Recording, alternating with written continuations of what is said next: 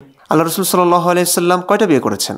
আমরা সকলেই যদিও জানি 11টা, কিন্তু আমি এই পর্যন্ত পেয়েছি 36টা। বিয়ের সংখ্যা আরও বাড়বে যদি আরও পড়তে থাকি, সিরাতের পাতা উল্টাতে থাকি। তো প্রায় 40টা বিয়ে করে মানবতাবাদী আসাদ নূরের একটি পোস্ট শেয়ার করেছেন, বাস এতটুকুই। আমাদের প্রিয় নবী স্ত্রীগণের কাছে দিনের বা রাতের কোনো এক সময় পর্যায়ক্রমে মিলিত হতেন। তারা ছিলেন 11 জন, অর্থাৎ এক দিনে 11 বিবির সাথে সহবাস। নাস্তিক ইমরান এবং তার চেলাচামুন্ডা যারা আছে তারা বিভিন্ন সময় নবীজি সাল্লাল্লাহু আলাইহি ওয়াসাল্লামের বৈবাহিক জীবন নিয়ে অত্যন্ত ক্রিটিসাইজ করে থাকে। তারা বলতে থাকে যে নবীজি সাল্লাল্লাহু আলাইহি ওয়াসাল্লাম এত বেশি বিবাহ করছেন কেন, নবীজির এত অধিক স্ত্রী ছিল কেন, তার দাসীর প্রয়োজন হতো কেন। এই ধরনের মন্তব্য করে তারা নবীজি সাল্লাল্লাহু আলাইহি ওয়াসাল্লামের সামনে চরম পর্যায়ের বেয়াদবি করে থাকে। শুধু তাই না, নবীজির প্রতি তাদের কি পরিমাণ বিদ্বেষ, শত্রুতা, ইসলামের প্রতি তাদের কি পরিমাণ শত্রুতা, এরই বহিঃপ্রকাশ হিসাবে তারা সব সময় শুধুমাত্র নবীজি সাল্লাল্লাহু আলাইহি ওয়াসাল্লামের একাধিক বিবাহের এই প্রশ্নটি তারা তুলে আনেন। তো যে সমস্ত ভাইরা এই ধরনের কথাবার্তা বলে, আমি তাদেরকে বলতে চাই, আপনারা যদি পৃথিবীর সৃষ্টির ইতিহাস থেকে নিয়ে নবীজি সাল্লাল্লাহু আলাইহি ওয়াসাল্লাম পর্যন্ত দেখেন, তাহলে আপনারা দেখতে পাবেন যে প্রত্যেক যুগেই আল্লাহ তাআলা যত নবী রাসূল প্রেরণ করেছেন তাদের অনেক স্ত্রী ছিল। এটা শুধু নবীজির বেলায় ছিল না। শুধু তাই না, যে সমস্ত ব্যক্তিরা যারা ঈশ্বরের অবতার বলে নিজেদেরকে দাবি করেছেন এবং যারা মনে করে থাকেন যে তারা হচ্ছে ঈশ্বরের অবতার, তাদের জীবনীটা যদি আপনি দেখেন তাহলে আপনার কাছে বিষয়টা একেবারে পরিষ্কার হয়ে যাবে। যেমন দেখেন, হিন্দু ধর্মের একজন গুরুত্বপূর্ণ বিষয় হচ্ছে কৃষ্ণ। হিন্দু ধর্মে পরম পুরুষোত্তম ভগবান হচ্ছেন তিনি।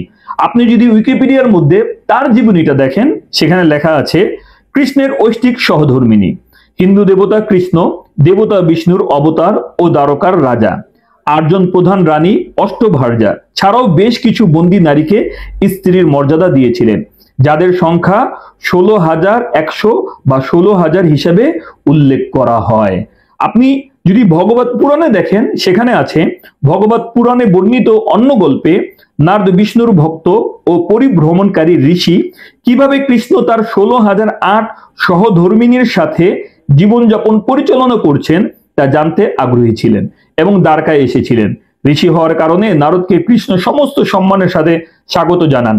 নারদ তখন কৃষ্ণের 16,008 সহধর্মিনীর প্রতিটি বাড়িতে গিয়েছিলেন এবং কৃষ্ণকে তার সহধর্মিনীর সাথে সম্পূর্ণ ঘরোয়া পরিবেশে তার স্ত্রীর সাথে হাসি ঠাট্টা করতে এবং তার সন্তানদের যত্ন নেওয়া এবং তার সহধর্মিনীকে সাহায্য করতে দেখে অবাক হয়েছিলেন।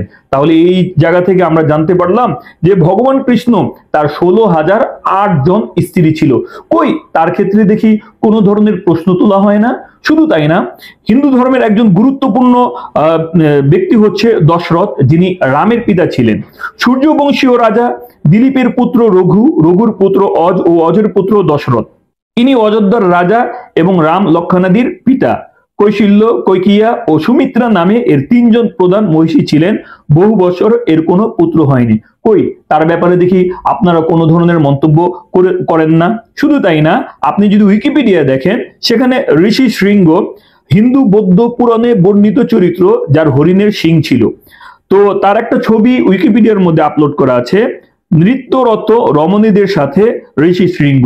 কই, এই ধরনের মন্তব্য তো তার ক্ষেত্রে তো করা হয় না। শুধুমাত্র কেন নবীজি সাল্লাল্লাহু আলাইহি ওয়াসাল্লামের একাধিক বিবাহের বিষয়টা তুলে এনে নবীজির শান মানে, নবীজির চরিত্রের ব্যাপারে, নবীজির আখলাকের ব্যাপারে আপনারা এমন এমন মন্তব্য করেন, এটা কি অন্য ধর্মের প্রতি অশ্রদ্ধা না?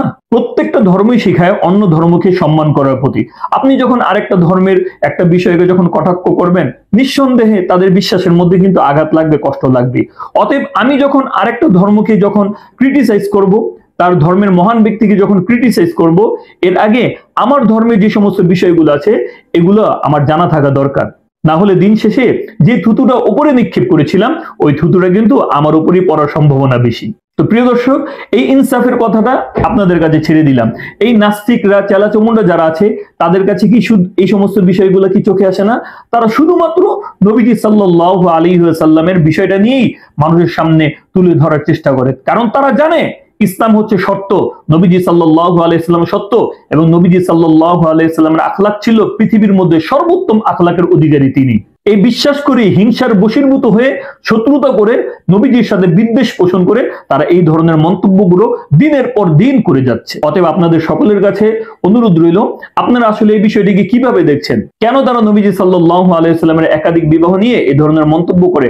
আপনাদের যদি জানা থাকে তাহলে কমেন্ট আমাকে জানাতে পারেন। তাছাড়া আপনাদের যদি কোনো সুচিন্তিত মতামত থাকে তাহলে সেটাও আমাকে জানাতে পারেন, এবং ভিডিওটি যদি আপনাদের কাছে ভালো লাগে, মানুষের জানার জন্য আপনারা চাইলে ভিডিওটি শেয়ার করতে পারেন।